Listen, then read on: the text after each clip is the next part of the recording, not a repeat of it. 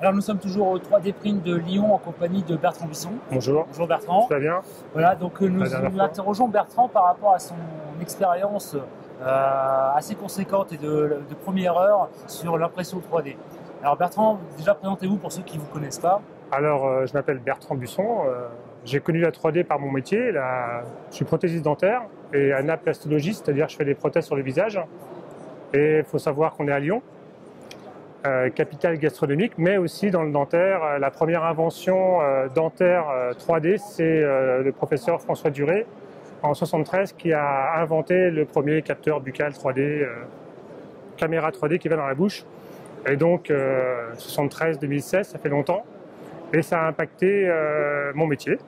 Donc on s'est approprié ces outils 3D pour faire des dents. Et d'ailleurs, quasiment tous les stands ici, au moins ceux qui font du métal, vous avez une belle petite galette avec des couronnes. Et on imprime en 3D depuis 2003-2004, grâce à Sirona et AOS qui ont fait les premières machines et la poudre normée, ce qui est la norme. Nous, ça va dans la bouche. Donc peut-être que si vous êtes patient et que vous avez une couronne, vous avez déjà un élément imprimé en 3D dans la bouche. Voilà. Alors aujourd'hui, où en êtes-vous par rapport à l'impression 3D? Alors moi j'ai commencé à m'intéresser à l'impression 3D car justement du dentaire, il y avait des systèmes de palpeurs, 95, 80, ouais, c'était DCS à l'époque, une société suisse qui faisait des machines-outils, qui avait un système, on palpait, c'est un scan à contact, hein, le moignon, on dessinait en CAO la couronne et on usinait. Et quand j'ai vu ça, je me suis intéressé aux outils industriels, parce que là on ne rentre plus dans l'artisanal. Hein. Nous c'est plutôt cire, plate réfractaire, on coule en or et on polit. Hein. Donc ça n'a strictement rien à voir avec l'usinage. Et donc j'ai vu ma première impression 3D sur un salon en 95. Donc la première Stratasys, enfin une des premières Stratasys, dépôt de fil. Il faut savoir que nous, dans le dentaire, on sculpte par addition de cire. Ça s'appelle la technique Peter Thomas, c'est goutte à goutte, on monte et on enlève très peu de matière. Donc déjà, intellectuellement, le métier, on marche en sculpture pure par addition et pas par soustraction comme un marbrier ou autre sculpteur. Et donc, quand j'ai vu ça, je me suis intéressé tout de suite à la 3D. J'ai cherché les boîtes qui avaient cette machine. Je suis tombé sur Philippe O'Haraud, Crésilas, où dès 95, j'ai fait ma première impression 3D quand il était encore un Algeco en 91. Et puis maintenant c'est un copain et j'ai testé quasiment toutes les techniques de 95 à 98. Et en 98, j'ai commencé à m'intéresser à la radiologie. Donc de remonter, un scanner médical est un scanner 3D, de remonter les fichiers 3D en STL et imprimer des pathologies avant la chirurgie, donc des modèles de simulation chirurgicale. Donc pour la petite salpêtrière, aussi pour le Radcliffe Hospital depuis 2003. Donc surtout les crânes, hein, maxillofaciales. Et puis après, on a commencé à faire les prothèses, hein, impression 3D métallique, plastique, cire, Solidescape, EOS, tous les inventeurs des solutions qui sont aussi dans la bijouterie joaillerie, qui a été le deuxième métier vraiment très fortement impacté, voire plus que nous, parce que maintenant un bijoutier qui n'a pas la 3D ne fait quasiment pas de bijoux. Quoi. Place Vendôme, ils sont quasiment 98% des boutiques Place Vendôme sont en 3D. Hein. Et puis ils utilisent l'impression 3D. Solidescape au départ. Hein. La première a été chez Cartier en 95, de mémoire. D'accord, mais ils ne fabriquent pas les bijoux avec une imprimante 3D. Ils fabriquent les cires et après ça rentre dans la. Voilà. Mais maintenant ils impriment en or. Et OS a proposé à Bâle la première machine, impression, pas une des premières machines qui imprime en or dédiée à la bijouterie. Donc le stock d'or est minimisé. Hein. Je crois que l'impact est 10 par 10, 100 par 100. Et pour avoir très peu d'or, parce qu'il faut de l'acheter, hein, bien évidemment. Mais Réaliseur fait aussi ça, Sysma fait aussi, SLM Production fait aussi, Laser Concept, tout le monde peut mettre de l'or dans une machine. D'accord, on passe d'une phase de moulage à cire perdue à une phase de direct. Vous avez un direct et direct, hein. Soit c'est un direct, vous passez par une cire, vous allez dans un fonderie, soit c'est direct, vous avez directement la pièce en métal. Donc dans le dentaire et en bijouterie, on a utilisé les deux techniques. On s'est accaparé les deux techniques. Sauf qu'un direct, c'est polymère, des résines castables, des polymères castables, et là, calcinables ou castables. Hein. Donc là, on rentre dans l'indirect, mais on peut faire des guides chirurgicaux parce qu'il y a la norme 24 heures ou un mois en bouche. Et même maintenant, on a la norme Definity, c'est-à-dire qu'on fait des bases de complet. Il y a les trous, on pose les dents et le complet est terminé. À un prix vraiment très intéressant. Donc ça, c'est Vertex, la résine Vertex en Hollande, qui le premier a eu les normes. Mais il y a des taxes qui cherchent, Prodways, il y a toutes les Drèves, toutes les sociétés qui sont d'origine dentaire au départ ou qui ont un département dentaire, cherchent à avoir les matières premières biocompatibles avec les machines. Je prends l'exemple de 3D Céram, ils font en zircone, c'est biocompatible, implantable. Ils se sont associés avec RapidShape en Allemagne pour la petite machine pour imprimer en 3D de la céramique. Donc on voit bien que la matière première passe le pas sur la machine. En fin de compte, il y a eu la grève des stations-service. Vous aviez une Ferrari, vous n'avez pas d'essence, elle ne roule pas la Ferrari. L'essence est plus importante que la voiture. Bah là, c'est pareil en impression 3D. Apparemment, des grands groupes investissent fortement dans la matière première, dans la poudre par exemple. Ils rachètent des millions de dollars, des centaines de millions de dollars des gens qui font la matière première parce qu'elle marche dans toutes les machines. Après, c'est une question de paramètres, bien évidemment, et d'adaptation de la poudre à la machine. Comme Michelin, ils ont utilisé Phoenix pendant des années, ils ont un savoir-faire énorme. Leur business model, on m'aurait dit il y a 10 ans qu'ils allaient fabriquer des machines de fusion additive. Ah non, bah, ils ont tellement appris en l'utilisant, donc c'est savoir-faire, qu'ils ont développé des poudres low cost qui ne sont pas calibrées et qui vont dans leur machine. Je crois que c'est de 0 à 20 microns, ça passe. Alors que normalement, ça soit calibré, quoi. Donc l'évolution est plutôt dans la matière. Donc là où j'en suis, c'est que depuis 2016, depuis 2015, je donne des cours intervenant à Paris 5, à CFAO de Toulouse, DU, et depuis 2010 au DU de CFAO de 3D de prothèse faciale. Donc j'apprends comment faire la chaîne numérique du scanner médical jusqu'à la prothèse ou l'implant fini. Donc je fais partie de la norme UNM 920 depuis juillet. Donc j'ai commencé à travailler le 28, mon premier rendez-vous officiel. Et on m'a donné la possibilité de faire un doctorat en biomatériaux en impression 3D à Paris-Descartes, Paris 5, Montrouge, fac dentaire, dans un laboratoire de recherche. Et donc je cherche une société pour partager ce projet pendant 3 ans, pour faire un doctorat CIFRA. Donc je suis bien entouré parce que forcément j'encadre autant de masters que je veux, autant de thésards que je veux. Donc c'est un deal entre Paris 5 et mon futur employeur, entre guillemets. On peut lancer un appel. Ouais, bien sûr. Si quelqu'un veut mon CV et veut rencontrer Jean-Pierre Attal, qui est directeur de Paris 5, du biomatériau, et qu'il est intéressé par les matériaux qui seraient imprimables, forcément, en 3D. Voilà. Alors il faut savoir aussi que Paris 5 aussi travaille sur les cellules humaines, hein, comme Polyétis. Alors pas encore avancé parce que Polyétis c'est des brevets, mais on pourrait utiliser aussi les cellules parce que les systèmes piston, dépôt de cellules, c'est pas brevetable. Chacun peut faire sa machine. Il y a même des machines américaines qui sont ouvertes, qui coûtent 10 000 $, que les hôpitaux peuvent acheter pour faire de l'impression 3D cellulaire en interne. Donc c'est ça aussi dans le médical. Ça dépasse la norme parce qu'il y a déjà des blocs de chirurgie qui ont acheté des pots de fil FDM pour faire des modèles de simulation, alors qu'ils ne sont pas pour faire des outils de découpe, par exemple, ou d'implantologie, et ils ne sont pas considérés comme organismes de fabrication d'objets médicaux. Pour les lunettes, il y a une norme, pour les implants, il y a une norme, pour les dents, il y a une norme.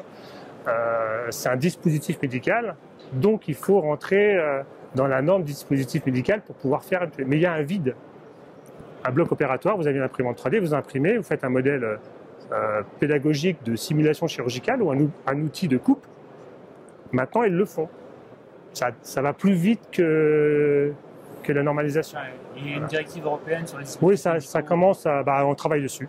Avec la STM, avec l'UNM 920 à Paris, Alain Bernard à FPR. Voilà, on est quand même pas mal d'experts à plancher sur la norme. Alors, forcément, il y a beaucoup d'experts métal, hein. Poudre métallique, quasiment tous ils sont métal parce que l'aviation est un gros marché. Hein. Mais il ne faut pas croire, le médical est aussi le deuxième plus gros marché, je pense, c'est le médical, voire peut-être même le premier, parce que si on prend en compte les lunettes, les semelles orthopédiques, la robotique, parce que maintenant on imprime des mains, donc on lit la robotique. Donc j'ai été invité à Insight 3D Printing, qui est un autre salon qui est en même temps qu'InnoRobot, qui est à Paris. Donc c'est un salon américain qui a fusionné avec InnoRobot, qui était à Lyon, qui est monté à Paris. Quand vous voyez les bras maintenant robotisés qui sont des imprimantes 3D, mais comme une imprimante 3D est un robot, puisque ça fait une chose toute seule, le mariage est très très intéressant et on commence à voir des KUKA, plein de robots qui sont là et qui impriment en 3D. Drone à Lyon, un précurseur avec son gros bras du groupe Gorgé, imprime en 3D des meubles. Donc je crois que ça c'est une optique futuriste qui est déjà maintenant. Alors, Il y a beaucoup de centres de recherche en Hollande avec l'ARC, Additive Manufacturing Direct, qui rentre dans la fabrication additive, bien évidemment, donc c'est de la soudure en direct. Donc là aussi on a des experts en soudure qui font partie de l'ULM 220 qui travaillent sur la fabrication additive directe, comme BIM, qui dépose aussi, c'est notre système qui rentre dans la norme.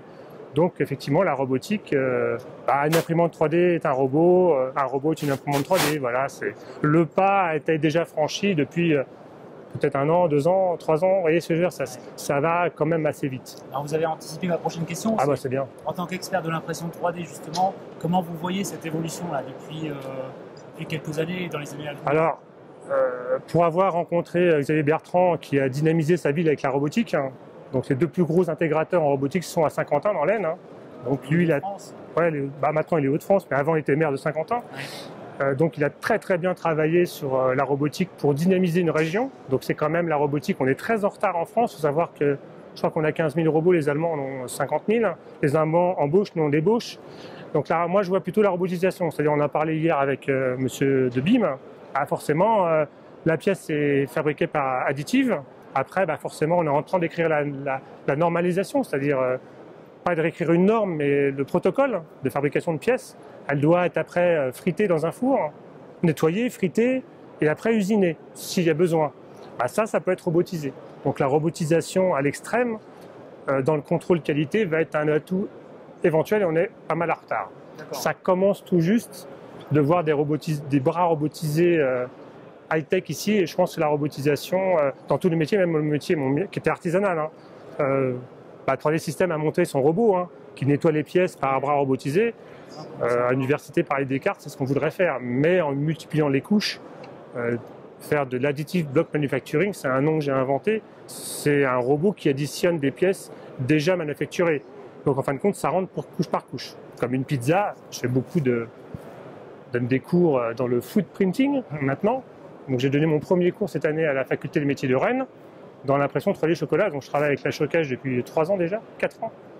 Donc c'est la première imprimante 3D chocolat qui est aux normes pour la V2.2. Je suis passé sur LCI la semaine dernière, mais ils voulaient le food printing, c'est aussi le food tech. Il y a beaucoup de food tech qui se montrent. Donc ça touche vraiment beaucoup de métiers. À travers cette interview, on s'aperçoit quand même qu'il y a beaucoup de secteurs d'activité qui sont concernés par de plus en plus. On a parlé du médical, on a parlé du food printing, on a parlé la robotique, industrielle, pure et dure, l'aviation, les chemins de fer, les pièces détachées pour la SNCF par exemple, travaille aussi là-dessus. Et pas que. Aucun doute sur le juridique, très important. Donc j'ai fait la première intervention qu'on a faite avec le professeur Caroline de Goffic, qui est la Sorbonne, donc droit. Donc j'avais invité à des conférences parce qu'elle s'intéresse aussi aux problématiques liées à la 3D. Donc le scan 3D, forcément, vous scannez une sculpture, vous la reproduisez chez vous, vous avez le droit. Vous n'avez pas le droit de monter un site e-commerce, par exemple. Donc il y a la reproduction, les droits d'auteur, donc tout ce qui est dessin et modèle, etc. Et vous avez aussi l'augmenté, c'est-à-dire que je me fais une carapace Ironman impression en 3D anatomique. Je suis un homme augmenté, je me retourne sans faire exprès, je suis très fort, je vous décapite. C'est moi qui est responsable, c'est la société qui m'a fait mon bras. Ouais, donc l'homme augmenté, est-ce qu'il n'y a pas un mec qui va se couper le bras pour avoir une main comme Luke Skywalker dans la Guerre des Étoiles?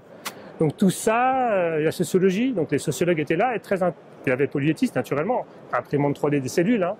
Donc on va remplacer pourra vivre 1000 ans. Mon radiologue il dit Bertrand va vivre 1000 ans. Parce que moi je scanne tout, et puis je peux tout reproduire à base de tes propres cellules. Donc c'est de l'échange standard, quoi. On n'y est pas encore. Non, on n'est pas encore. Non, c'est 15, 20, 30 ans. Après, vous avez questions religieuses, éthiques. Ça ne va pas se faire tout seul. Mais justement, à Paris 5, on veut faire la transition entre les biomatériaux et les cellules. Pour l'instant, l'impression, la culture des cellules existe depuis après la guerre. Ça existe depuis les années 50, je crois, la culture cellulaire. Ils font de la peau, que ça soit imprimé. Forcément, c'était déjà imprimé à l'époque, mais c'était manuel. D'ailleurs, historiquement, l'impression 3D est française. C'est en 1873 un gars qui faisait de la photographie, il découpait les visages, il les empilait, il remplissait de terre et il faisait des bustes. Donc vous pouvez le trouver sur mon site Wishet. C'est un truc que j'ai trouvé par hasard sur Wikipédia. C'était déjà manuel et c'est déjà considéré comme de la couche par couche. Donc 1873 de mémoire. Donc, vous voyez, c'est quand même pas tout jeune. Le fait d'empiler des couches, Stratoconception fait partie de la station 3D. C'est quand même assez vaste. Il y a quand même 7 technologies référencées dans la norme ASTM. Et forcément, ces technologies, il y a plusieurs systèmes de différentes sociétés qui exposent ici. Beaucoup de domaines publics, beaucoup de brevets sont déposés. Donc, qui empêche un jeune ingénieur de faire sa machine? Regardez Dagoma, ils ont commencé avec quelques machines en 500 mètres carrés, ils ont 2500 mètres carrés, ils ont ouvert à Bordeaux. C'est du RepRap, quoi. C'est une machine qui fabrique une machine. Donc, c'est un robot qui fabrique un robot. Mais la boîte japonaise qui fabrique des robots par des robots embauche. Parce que il faut des programmateurs, ils font de la maintenance, il faut de la création, ils embauchent, ils débauchent pas. Alors que il y a des gens qui disent oui, mais le numérique va provoquer de la perte d'emploi. En 3D, pas tant que ça. Ils se débauchent, les gros groupes là, les gens qui font marcher les machines, il n'y a pas de formation. Donc il y a aussi un problème de formation. D'ailleurs, je suis content parce qu'il y a beaucoup de formations qui se mettent en route. Là, à côté, j'ai bien parti. Voilà, j'ai sûrement travaillé à Franck. Voilà, j'ai travaillé avec eux.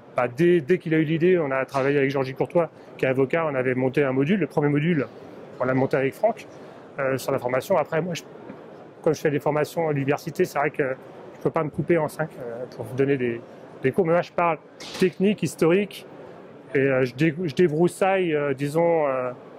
La 3D, avec les exemples réels, disons, que j'ai déjà fait. L'éducation nationale, aujourd'hui, a un rôle important à jouer. Alain Bernard fait partie du ministère de l'Éducation nationale. On est très en retard. Il faut savoir que je crois que les Anglais ont mis 50 millions de livres sterling pour mettre la 3D dès la petite enfance. Les Américains, on ne parle même plus, les Chinois, il y en a partout. Donc c'est vrai qu'en France, il faut qu'on se bouge un peu. Emmanuel Macron, pour citer que lui, est très digital. Et il a raison, parce que le digital... je vous supprime votre téléphone, je vous supprime votre caméra digitale. Vous êtes un peu dans... vous pouvez plus bosser, quoi. Je vous supprime Internet, vous pouvez plus travailler. Donc, il faut pas penser que c'est négatif. Ça crée plein d'emplois. Ça crée des nouveaux emplois. J'ai fait une conférence. La première conférence que j'ai faite, c'est l'impact de l'impression 3D sur la grande distribution. Donc, c'était plutôt avec la CCI Lille et puis je crois que c'était la Chambre des métiers de Lille, Chambre de commerce. Dans la salle, il y avait tous les grands, Carrefour, Leclerc, Nord-Auto, les grandes distributions. C'est un secteur qui va évoluer aussi. Après, j'ai fait une conférence à la FEVAD en 2015, qui est sur Internet aussi. Là, c'est le e-commerce. Forcément, on va livrer avec des drones.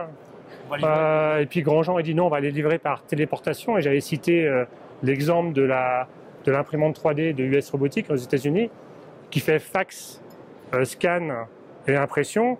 Vous avez un objet qui est intéressant en Californie, il met dans la machine, il appuie, ça l'imprime chez vous. Donc c'est presque de la téléportation. C'est une copie. Disons que le mec de vente privée, il n'est pas si loin de la réalité, il ne savait pas que ça existait.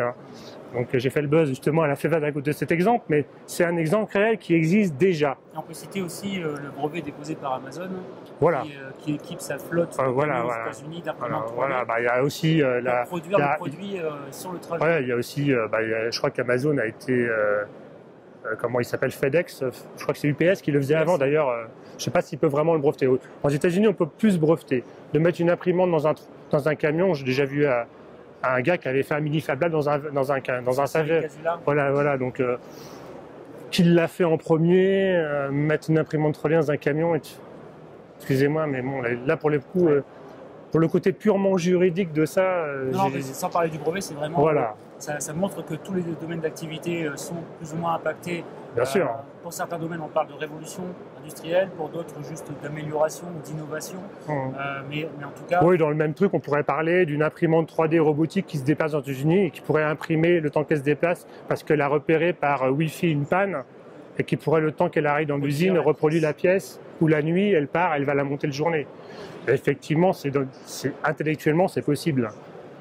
Peut-être même qu'il y a des gens qui l'ont déjà développé et vous ne savez pas. Vous voyez ce que je veux dire? Faut savoir qu'il y a tellement de brevets entre les matières premières. La résine UV, ça existe depuis très longtemps. Hein, vous faites chimiste, vous l'apprenez à l'université. Comment faire de la résine UV.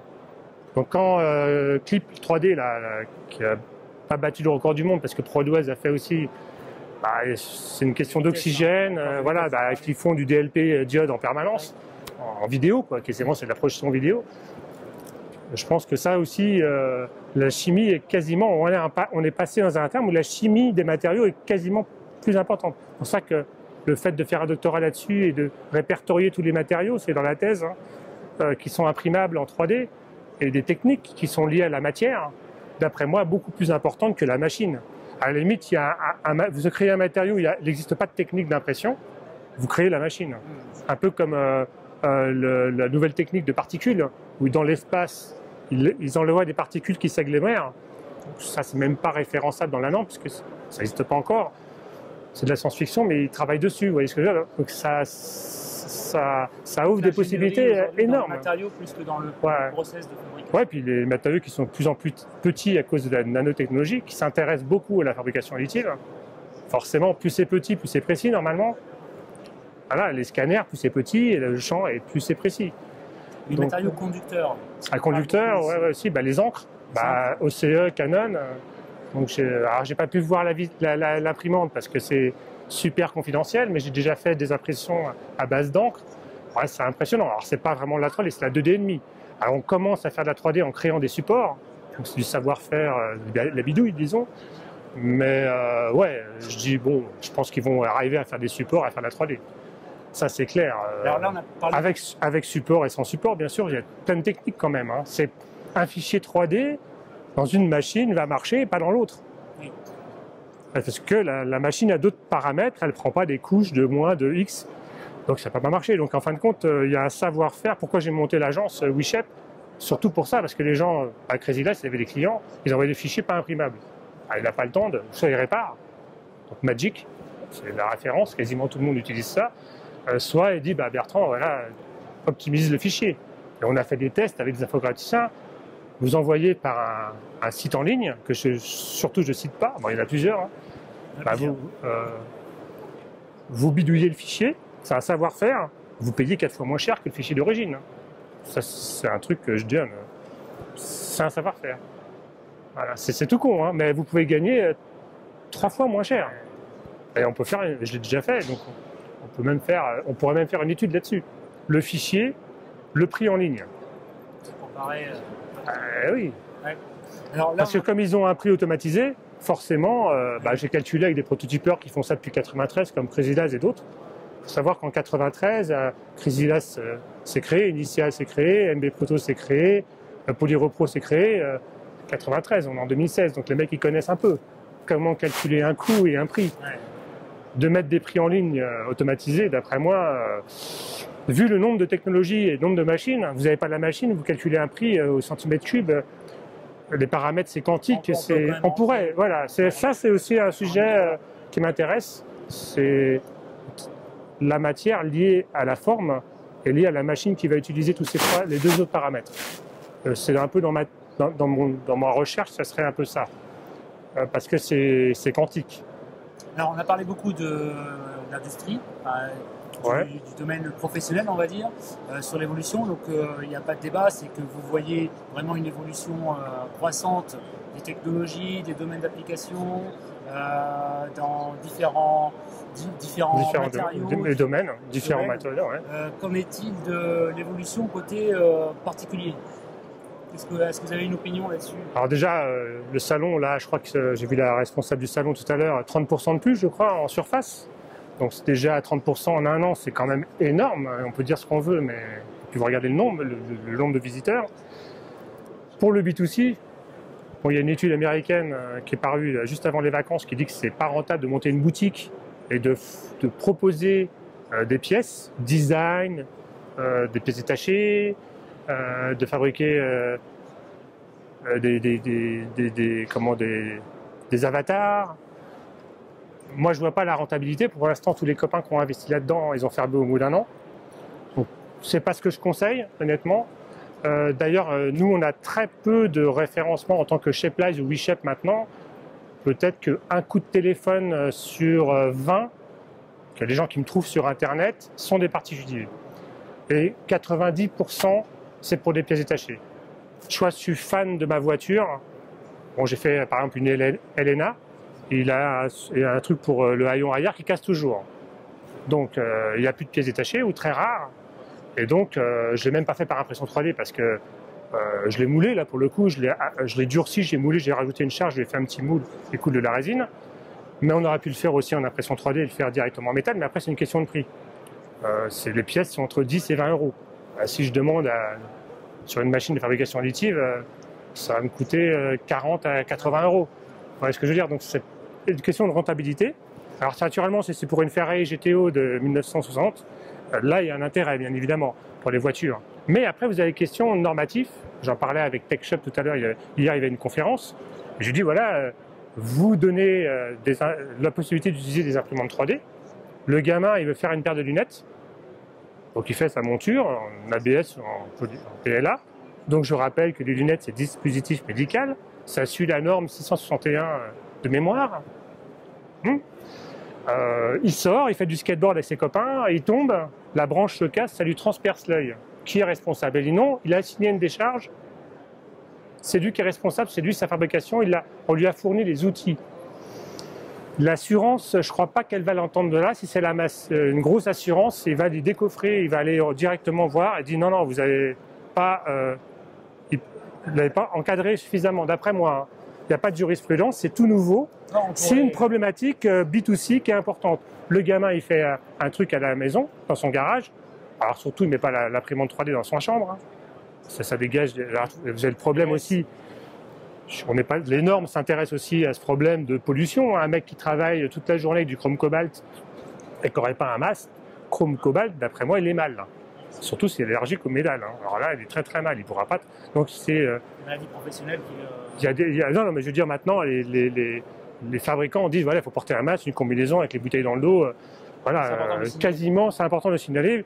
Pour le B2C en tout cas, B2B, il n'y a pas de problème parce que quand vous achetez une machine professionnelle, ils vous le disent. Et quand vous achetez une machine sur Internet, Made in China, tout en anglais, et vous n'utilisez pas l'anglais, ou en chinois, là, vous n'avez pas l'information. Ok? Et vous mettez ça dans la chambre du gamin parce que c'est un geek, c'est pas bon. Déjà, c'est pas bon. Il ne faut pas la mettre dans la chambre, dans le garage et dans l'atelier, voilà. Et puis pas rester dans l'atelier si ça imprime pendant des jours. Donc vous avez un problème déjà d'utilisation. C'est de la 3D. Vous pouvez faire un outil dangereux pour réparer un truc mécanique qui peut provoquer un accident. Donc tout ça, c'est quand même assez compliqué. Et je pense que ça, un jour, Seb s'intéresse, Boulanger s'intéresse, les voitures s'intéressent, bien évidemment, la SNCF s'intéresse pour les pièces détachées de leur propre marque, les vieilles voitures s'intéressent, etc., etc.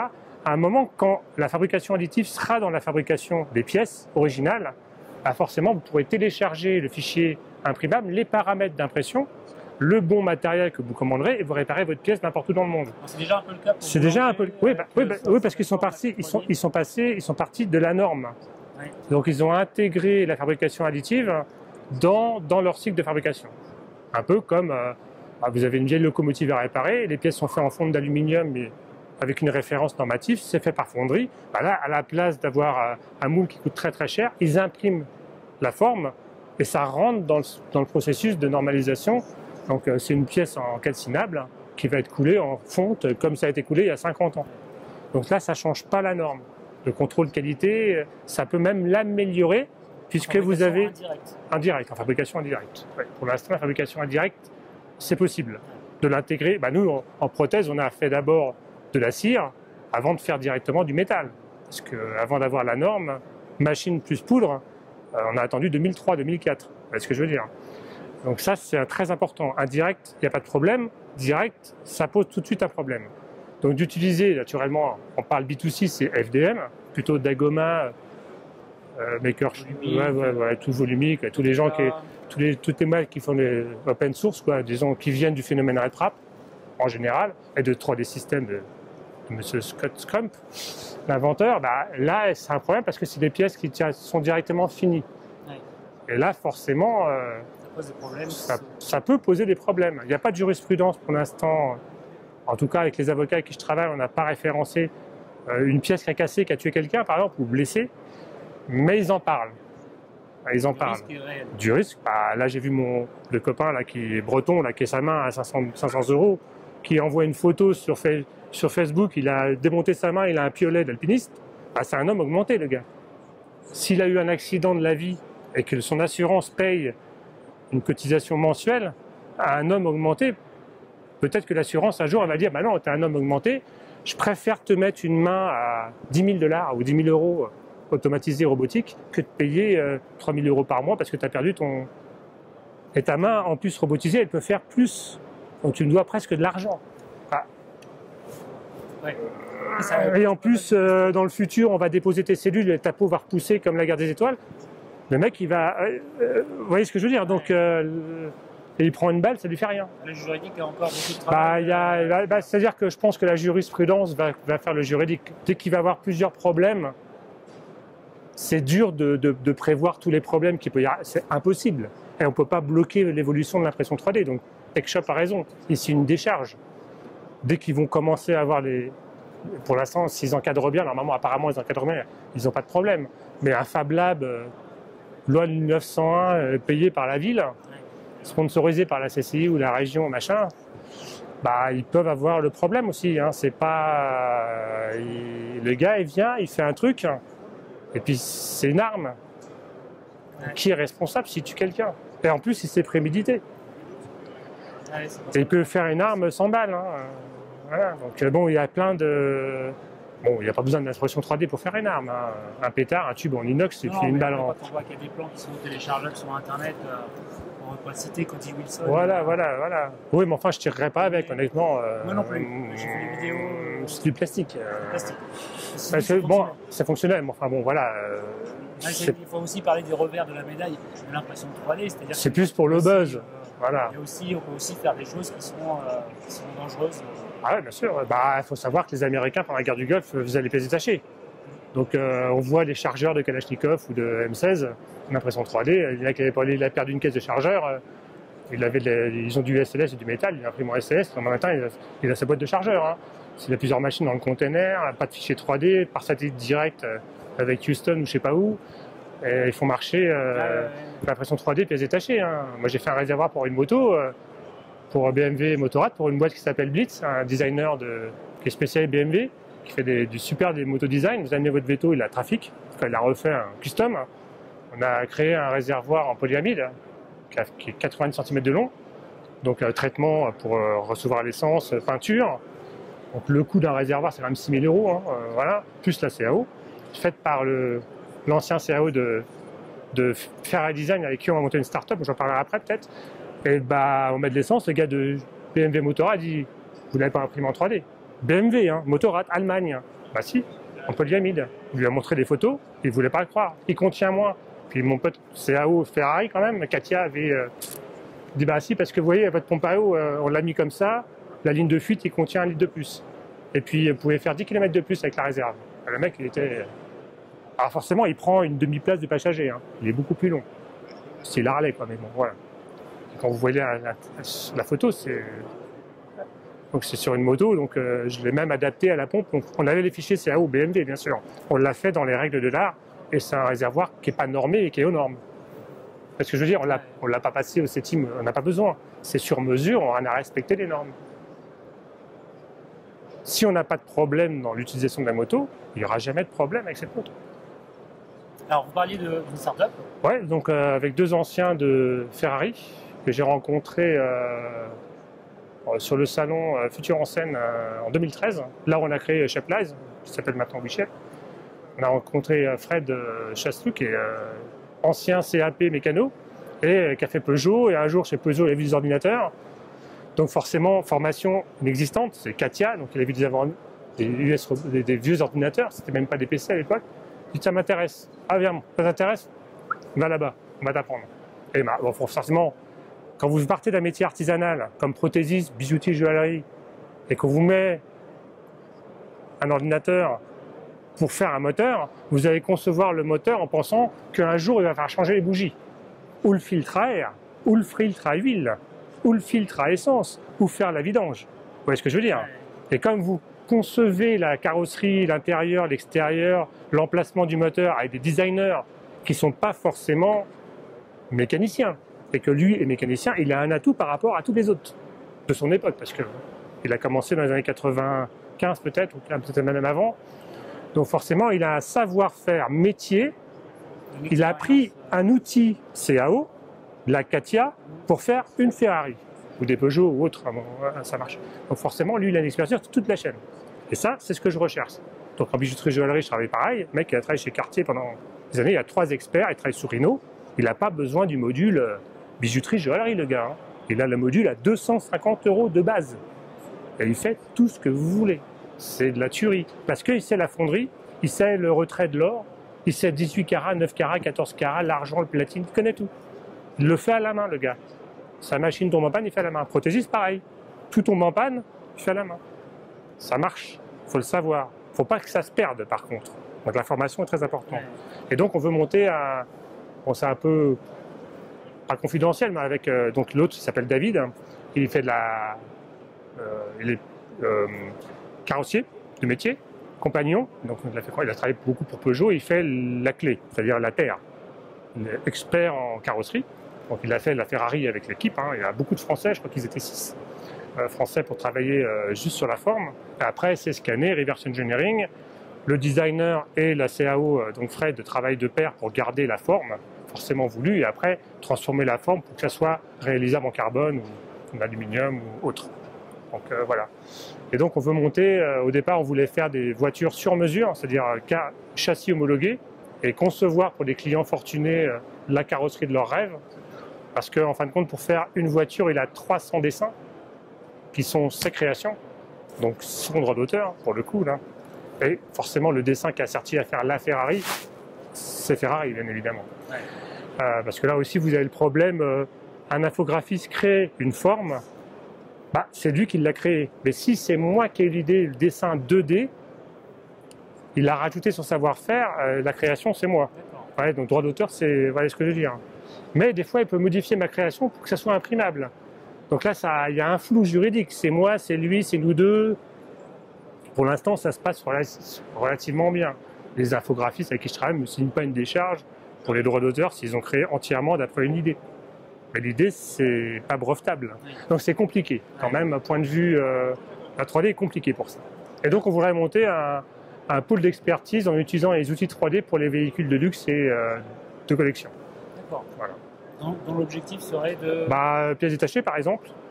Du contrôle qualité, du contrôle déformation à base de choc, et pourquoi pas créer des carrosseries sur mesure, des intérieurs sur mesure, modifier peut-être même des voitures pour les passer en électrique, comme ça se fait déjà dans certains pays. Vous avez une vieille coccinelle, un vieux van coccinelle, vous virez le moteur, vous mettez des batteries, vous passez en électrique. Donc ça, il faut savoir connaître la CAO, il faut connaître la 3D, il faut redessiner les plans, parce que c'est des vieilles voitures, il n'y a pas forcément les plans 3D à l'époque, c'est des plans papier. Donc il faut connaître les scans, il faut connaître le reverse engineering, comment scanner. Donc on voudrait bien développer un scan dédié au véhicule. Alors pour l'instant, voiture, qui serait paramétrable et robotisable. Donc tout ça, c'est un peu dans l'air du temps. C'est des nouveaux métiers qui commencent à se former. Je cite Sios, avec qui je travaille depuis 2 ans pour... son bec de saxophone, là, c'est de la tuerie. Mais quand je l'ai rencontré, je dis les becs de saxophone, c'est aux normes, dans la bouche. Ah bah non, il y a des pathologies, je sais pas. Alors on l'a pris, le bec, il a la norme jouet pour enfants, que vous achetez en commerce, ce truc noir là. Bah non, il y a de l'acide dedans, non, il n'est pas... En tout cas, il ne pourrait pas être utilisé en prothèse.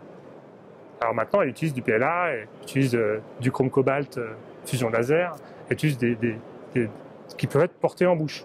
Pas indefinitely, parce que le mec, il ne laisse pas son bec de saxophone tout le temps. Mais son projet, vous voyez, était confronté quand même à un côté normatif. Ça va dans la bouche. Donc, forcément, il y a un très beau projet d'ailleurs, qui est basé sur le volume. Vous changez le volume, ça change le son, c'est magique. Autre projet que j'ai suivi depuis 2 ans maintenant. D'accord, très bien. Écoutez, Bertrand, si on veut vous contacter, alors comment on peut faire directement? Alors, vous faites Bertrand Buisson sur Internet. Oui. Ça, normalement, vous me trouvez. Sinon, WISHAPE, W-I-S-H-A-P-E. Voilà, et sinon, alors maintenant j'ai une adresse Paris 5, mais je ne l'ai pas encore. J'ai mon mail, mais pas encore. Voilà. Et sinon, vous me trouvez sur Internet, LinkedIn, Facebook, réseaux sociaux, Twitter. Il y a beaucoup de startups qui me communiquent. On parlait beaucoup de startups, d'étudiants qui viennent faire objet connecté, pourraient Il y a encore beaucoup de travail. Ça touche vraiment tous les domaines et je dis la 3D sauvera le monde. Voilà, c'est le mot de la fin. Bah oui. Merci Bertrand. Merci à vous et Bon puis salon. bonne continuation. Merci.